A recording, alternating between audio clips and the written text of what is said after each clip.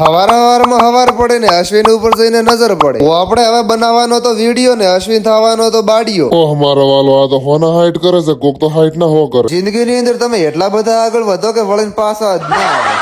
અને આ છોકરા કેતા હશે કે આયરો નવરો વેલો અને પાછું બાઇક ઉપર ચડ્યો તાર મોઢા ઉપર એક પડખું ધોળું હતું ને એક પડખું કાળું. એ તો પછી ખબર પડી કે એક બાજુ હાબુ વધારે આવ્યો હતો.